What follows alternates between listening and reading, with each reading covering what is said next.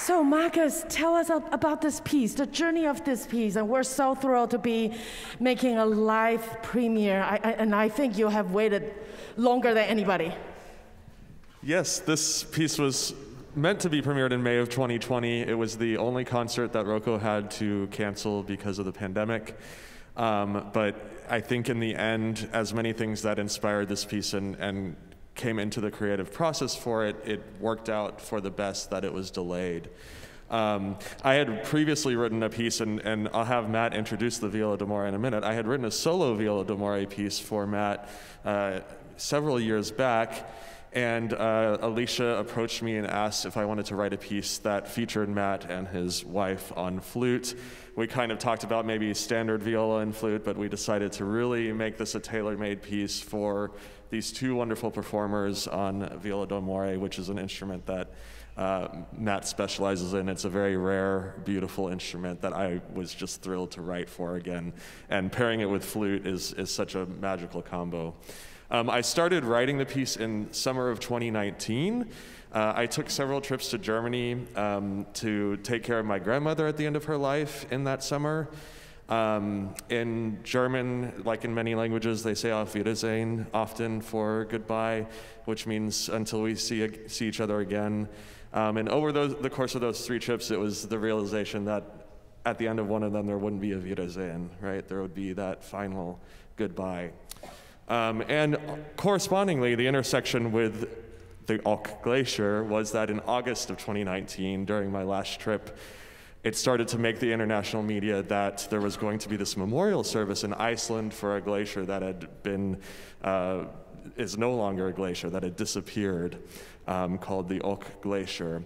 And there was a ceremony in Iceland for that glacier, and there's a plaque where the glacier used to be with an amazingly powerful and sort of succinct poem, which is reproduced in English translation in the program book. And this whole project of memorializing this glacier was spearheaded by, coincidentally, 2 anthropologists at Rice University, and we're so pleased to have them in the audience tonight. They are Simone Howell and Dominic Boyer, right here in the front row. Please welcome them to us. And they documented the whole memorialization of that glacier in a wonderful documentary, Not Okay, which you can search for online and view and get to know more about that. And so I saw sort of the intersection between sort of the global loss of something that it seems so permanent and so ever-present, and the more personal loss of my beloved German grandmother in the end. So the piece is about 17 minutes long, and there are 3 like musical panels corresponding to my 3 trips.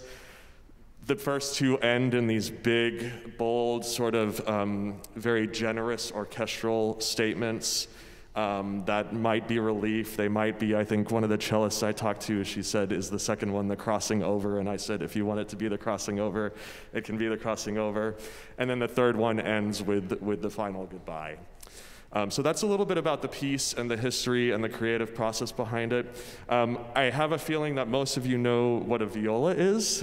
There is another type of viola called the viola d'amore, and we thought it would be great just very briefly if Matt introduced the viola d'amore and Christina talked a little bit about the flute writing in the piece. So I'm going to hand it over to Matthew Dane. I'm so appreciative for the orchestra and Mei-Ann for putting this whole piece together, and of course for the wonderful playing that you're about to hear from Christina and Matt. It's really spectacular. So thank you, enjoy it, and now I'm going to pass this off to the mic to Mei-Ann, and she's going to talk to Matt.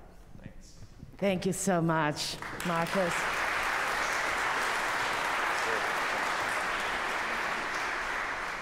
So the viola d'amore is a 14-string instrument invented in Europe in the late 1600s.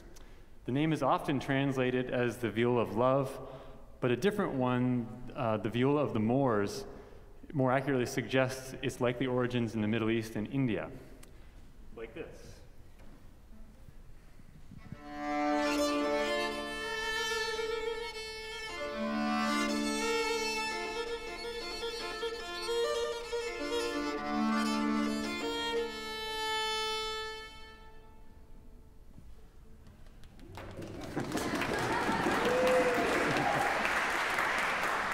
So of these 14 strings, I play 7 with the bow.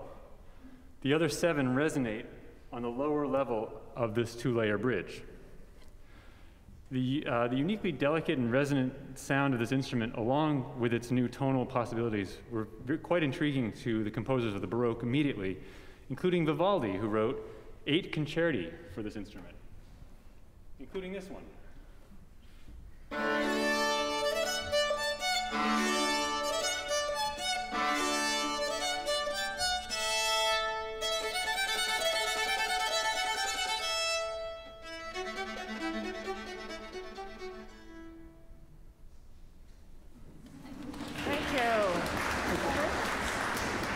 So I've premiered 10 works for viola d'amore, and this piece is already a favorite of mine. So thank you, Marcus, and thank you, ROCO. Looking forward to it. And I don't have anything specific to say about the flute writing, but I did want to start with a quote from the Buddhist nun Pema Chodron, when she says, "The healing comes from letting there be room for all of this to happen. Room for grief, room for relief, room for misery, room for joy. It is such an honor to be back with ROCO to share Marcus's beautiful music in this present moment with you all. Thank you."